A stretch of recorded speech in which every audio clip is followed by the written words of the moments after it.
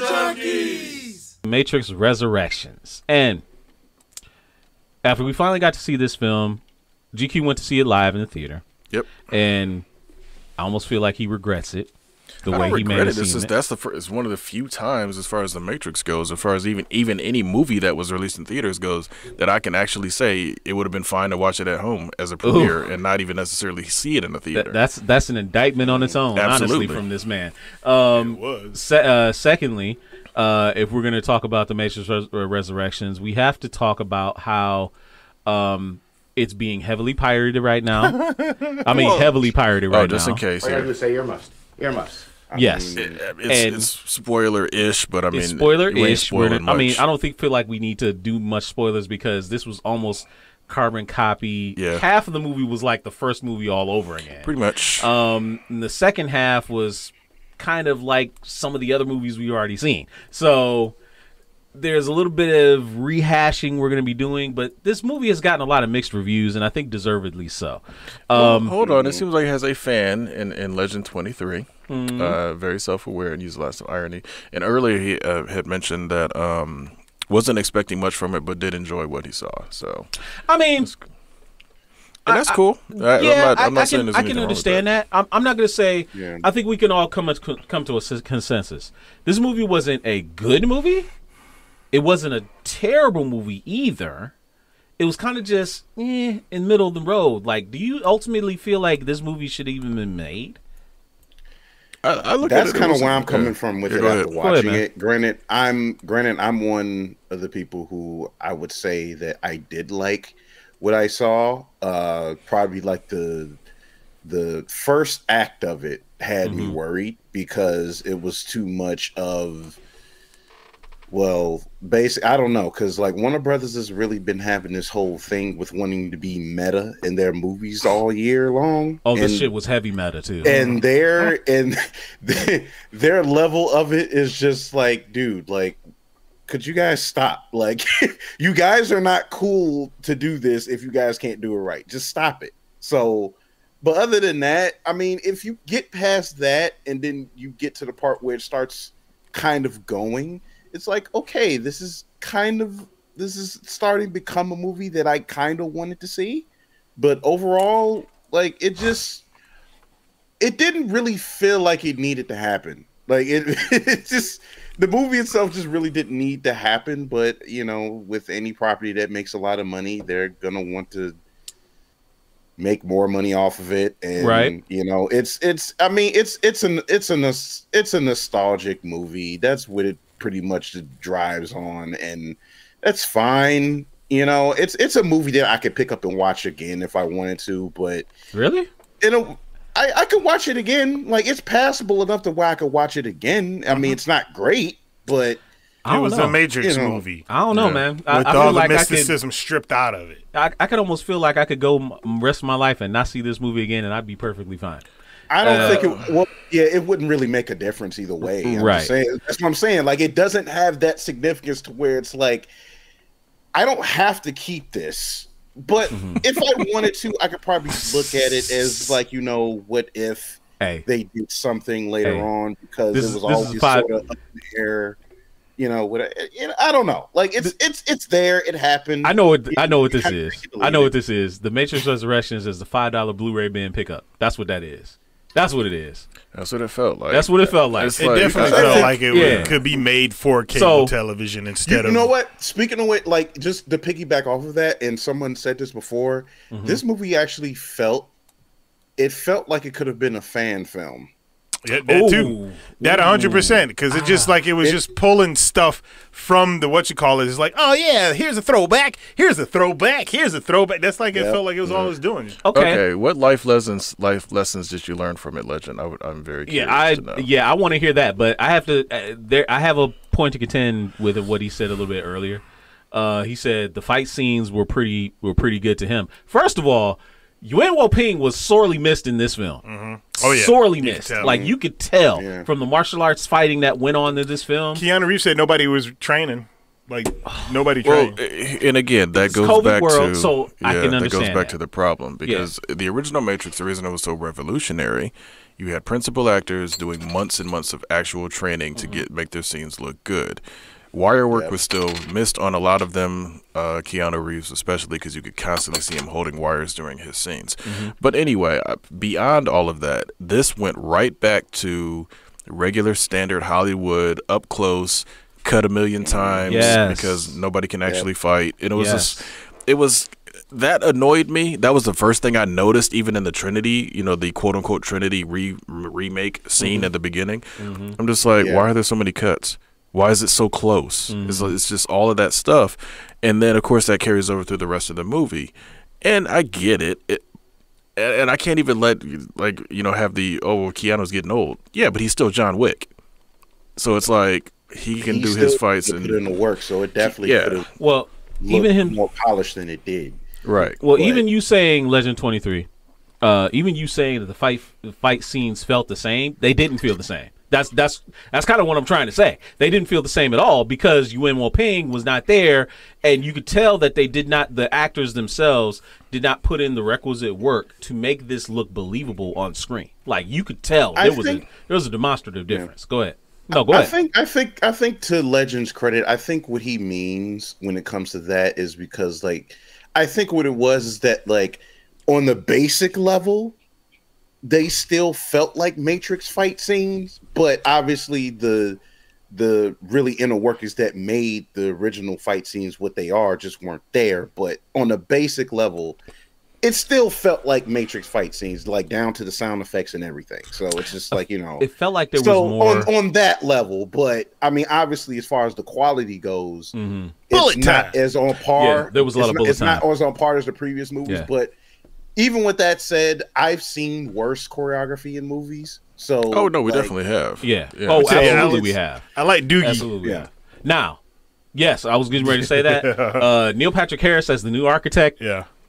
Chef's kiss. My man was money. I loved him. Because he was vindictive. Oh yeah, he did his thing. He was everything that was a villain should be. Yes. Just in a movie that was unnecessary. Yeah. Yeah.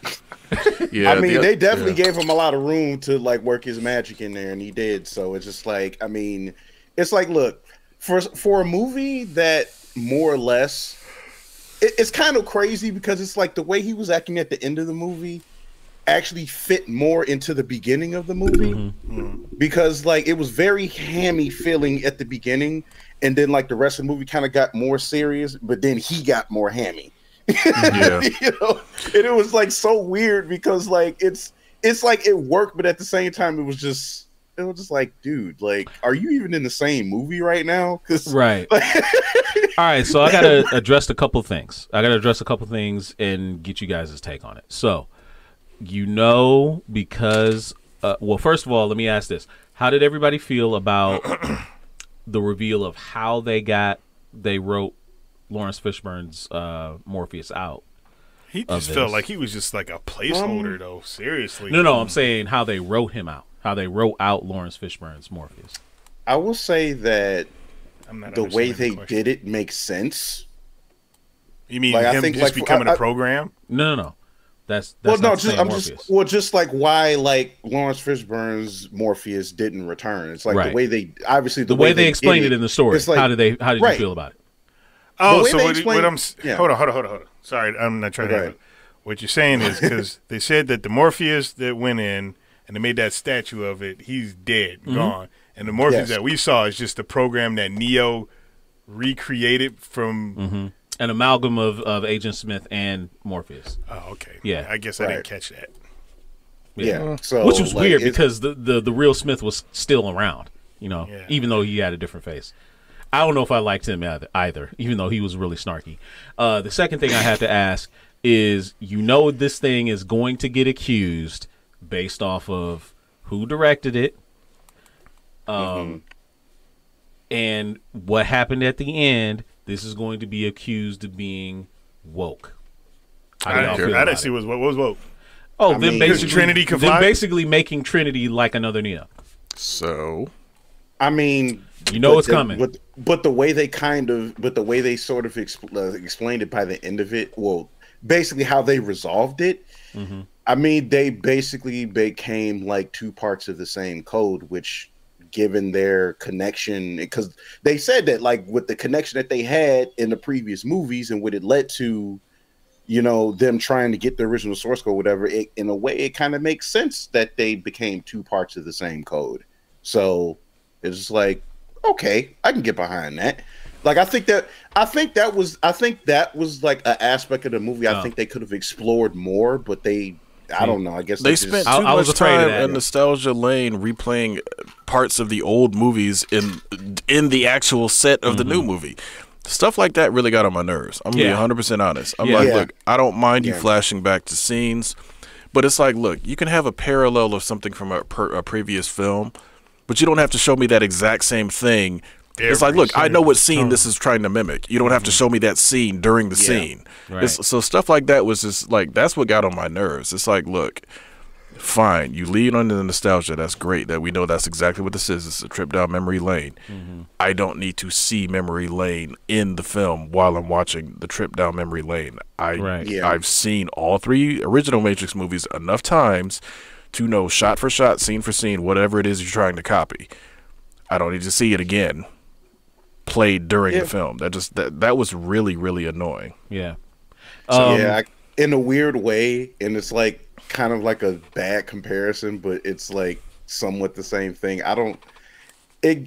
I got House of the Dead vibes when they kept doing that. Yep. Damn. Absolutely. Absolutely.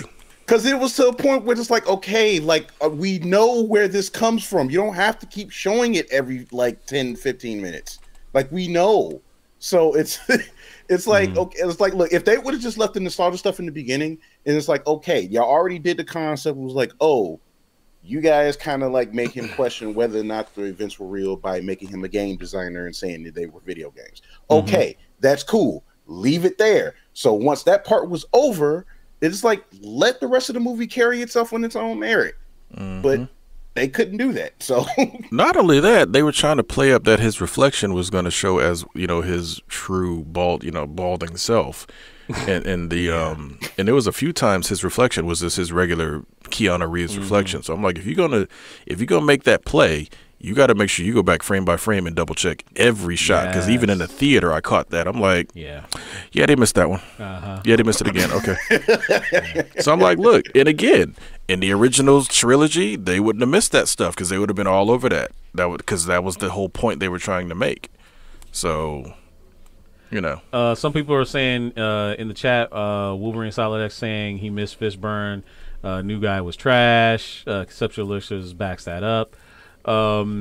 Legend 23 said that they're already claiming wokeness in on Instagram and Facebook, so it's already started. I kind of had a feeling they would do that. Eagle backs you up and says that they did do flashbacks. Right? Yeah, I don't know. I'm just tired of people getting all pissy about little shit. Again, that's the nature of fandom. But no, here's my thing on the new guy. The new guy could have done better. I think the problem was Lawrence Fishburne did such a great job as Morpheus the first time around. You wanted more of that level of Morpheus. You didn't want this weird, slightly flamboyant Morpheus. I'm like, Morpheus's clothes were like awesome. Like, you can still wear his stuff now and it'll still look great. Yeah. I ain't wearing none of the new Morpheus stuff. It was like bright colors instead of the black or whatever. It was like the same style. Morpheus but the colors when you first saw Morpheus was black. Cold. He had black with purple with the green tie. That shit looked amazing. Morpheus was cold. This one was like, I'm going to go out with the high yellow and then blue tie. Man, I'm like, he was going like straight.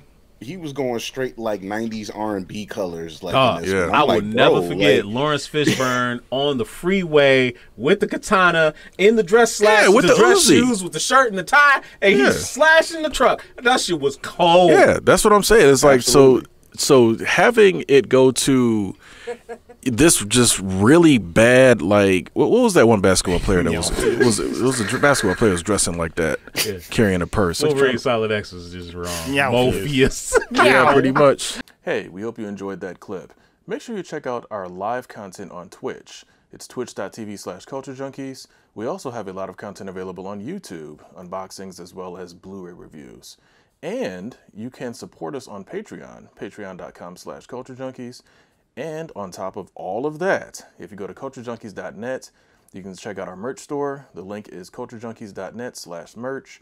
There's a lot of great merchandise there. So there's links and logos and stuff all around me. So check those out, and we will see you next time.